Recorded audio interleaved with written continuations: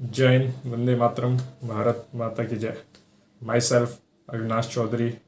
I am back with my another video of IPC where I am discussing about the provisions of criminal intimidation. इस video के अंदर मैं आपको यह बताना चाहूँगा कि आप कैसे अपने आप को किसी की दी हुई आपराधिक धमकी से बचा सकते हैं. अगर कोई व्यक्ति आपको धमकाना चाह रहा है और आपसे कुछ ऐसा काम करवाना चाह रहा है जो आप नहीं करना चाह रहे हैं, तब भी वह धमकाकर या फिर किसी ऐसे पॉइंट को रखकर वह फोर्सफुली आपसे कुछ काम करवाता है, तो वह व्यक्ति आईपीसी की धारा 503 के अंदर अवश्य सक्षम है और वह व्यक्ति इस अपराध के लिए जिम्मेदार होगा आईपीसी की धारा 503 और 506 में. So if I will tell about the definition and some description of section 503, which is basically mentioned in IPC. I just quickly go through with that section, so I will not take any big lecture on criminal intimidation. Is just quickly for your advantage and for the protection of your right in the society. If someone is harming your right in the society, then you just quickly enforce your right and go and just lodge your FIR in the police station under section 503 if someone is trying to intimidate you. So what section 503 basically tell about is that if some person who is trying to intimidate you under any injury, that is basically described in 3 categories. That is, first one is if someone is trying to give threat on your body. Someone said that I will shoot you if you will not done this work. That is harming your body under section 503, which directly trying to harm your body. Then we have another second essential of this section that basically talks about property.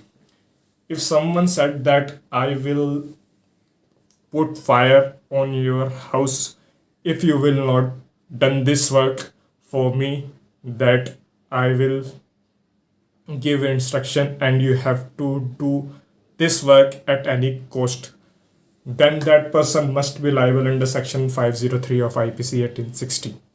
Then we have third essential of this section, which basically talks about reputation.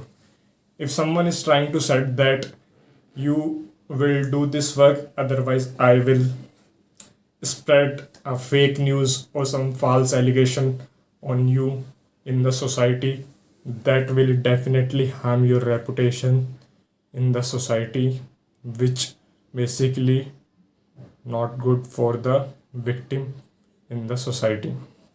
So all these 3 essential must be covered by the person who is directly affected or a victim.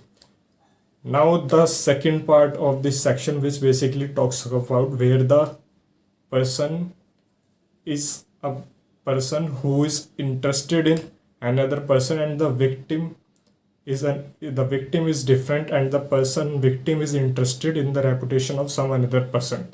So if someone is trying to give threat of body and reputation, so it covered only 2 things, that is body and reputation. Property is excluded in this part.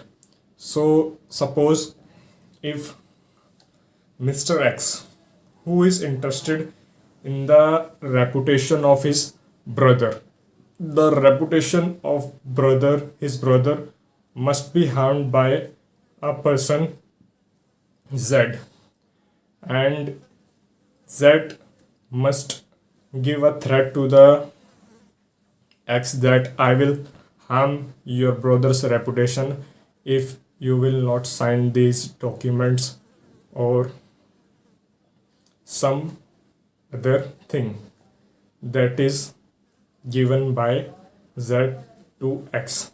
So all these things covered under this section of IPC. So if I will take another example that basically talks about criminal intimidation, so you will see at my back that there is a diagram where a person is putting revolver on the head of some another person. So this is an example of criminal intimidation where a person is trying to put bodily injury to another person. Then at the back of and in the corner of this board, we have another example where the example talks about the interest in someone else. In this diagram, the person who is putting revolver is the son of another person or someone who has a keen interest in their son. So if someone is trying to harm the son of somebody, then the person who has a son must be affected by the person who is giving threat that I will kill your son if you will not do this work. Then these all kinds of example must be clearly mentioned that if a person is trying to threaten someone directly or the person who is interested in someone else must be affected by the threat given by accused to the victim. So all this section must be clearly mentioned about the criminal intimidation under section 503. Then if we will go to another section, that is 506, which basically talks about the punishment of criminal intimidation, and the section directly talks about the punishment which clearly mentioned that if someone is trying to give threat to another person, then that person must be liable for the threat given to another person is 2 years or more or with fine. That is part 1 of section 506. Then if we will talk about the second part of this section where it is clearly mentioned that if someone is trying to commit or give some serious threat, like if we will take as example, if X wants to give a threat to another, that is basically a kind of death to another person, then he must be liable for the second part, which basically talks about the punishment of section 506, where second part mentioned that if some person is threatened under some death, grievous hurt, damage to property, someone is trying to threaten another person that I will put fire on your property, where punishment must be extended in second part. Then we have unchastity to women. If someone is trying to harm the reputation or threaten to a woman that someone is demanding some sexual favors or some kind of allegation on woman's reputation or any kind of harm to that woman, and that person is also covered under the second part of the section where punishment must be extended under section 506 of IPC 1860. Then we have another point in this section where a sentence of life imprisonment or death sentence is given in any offense, then that part of extendable punishment of 7 years must be implemented in this section.